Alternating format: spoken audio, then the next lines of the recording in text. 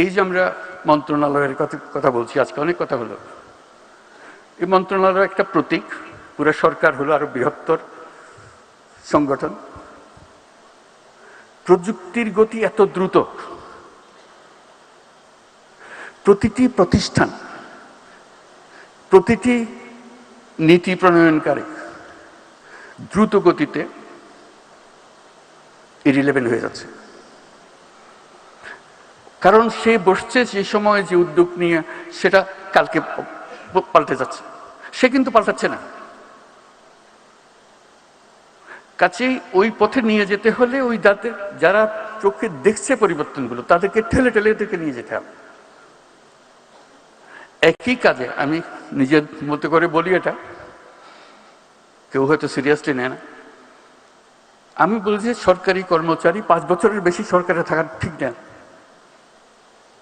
কেন হতে তার মন একটা কাঠামোর মধ্যে ফিক্স হয়ে গেছে, এর থেকে বেরোতে পারে না সে। আবার নতুন লোক যারা বাইরের থেকে দেখতেছে, তাদেরকে নিয়ে আসতে হবে। এটা বিশেষভাবে বিজলি কেবলস এর স্কিন কোটেড ইনসুলেশন আগুন প্রতিরোধী। বিজলি কেবলস, নিরাপদ আজীবন। প্রযোজ্য এই প্রযুক্তি মন্ত্রণালয়ের মধ্যে।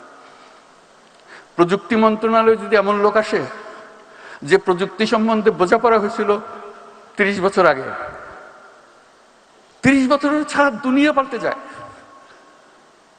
তাকে ওই যেটা দিয়েছে সেটাই তার দোষ না, সেটা অনুভব করার সুযোগ পায় নাই। কাজে যে অনুভব করছে সে যেন আসতে পারে। প্রতিনিয়ত পরিবর্তন, প্রতিনিয়ত পরিবর্তন। নীতিতে আসো, নীতি ঠিক করো, নীতি বাস্তবায়ন করো, যেটা মানুষের কাছ থেকে আসবে সেটাকে দিয়ে দাও। কাজে সেই জিনিসটার দিকে প্রযুক্তি এত দ্রুত, ওই যে বললাম, মেয়ের চাইতে ছেলে মেয়ের চাইতে বাবা মা অবসলিট হয়ে যাচ্ছে, ইরেলেভেন্ট হয়েছে, দাদা দাদি আরো ইরেলেভেন্ট হয়ে যাচ্ছে। সরকারের কথা চিন্তা করে, সরকার কত ইরেলেভেন্ট হয়ে যাচ্ছে, হাসি পায়। পুরনো বস্তা ঘাইটা সে নিয়ম নীতি নিয়ে আসে, এটার উপরে সংশোধন করতে হবে, মূলটা পাল্টায় না। ওই যে ব্রিটিশ সরকার ধরিয়ে দিয়ে গেছে নীতি, ওই নীতির উপরে সব সংশোধন হইতেছে। আরে ভাই, ওটা তো মূল জিনিস গোলমাল, নতুন করে বানাতে অসুবিধাটা কি? সেই পরিবর্তনে কেউ জানে, সব ঠেকার কাজ।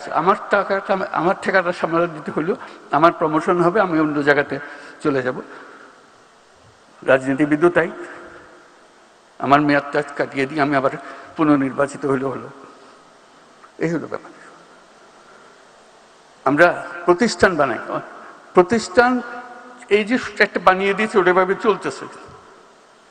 আমার তো মনে হয় প্রতিটি প্রতিষ্ঠান 10 বছর পরে পরে আবার নতুন করে বানাতে, একদম গোড়ার থেকে বানাতে হবে। কারণ এর মধ্যে পৃথিবী পাল্টে গেছে, নিয়ম কানুন পাল্টে গেছে, তার লক্ষ্য পাল্টে গেছে, এবং সে ওখানে স্থির হয়ে বসে আছে। তো এই পরিবর্তনগুলো আসতে হবে, এটি হলো আমার মুদ্রা কথা।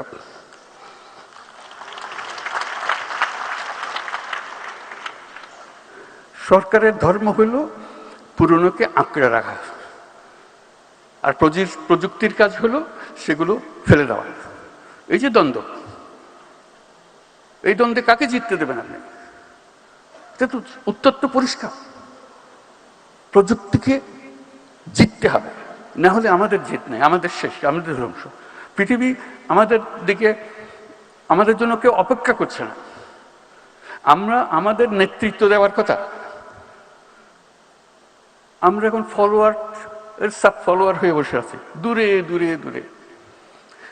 তার ফলে হলো কি, আমরা প্রযুক্তি বুঝি কিন্তু কোনো জায়গা পাচ্ছি না।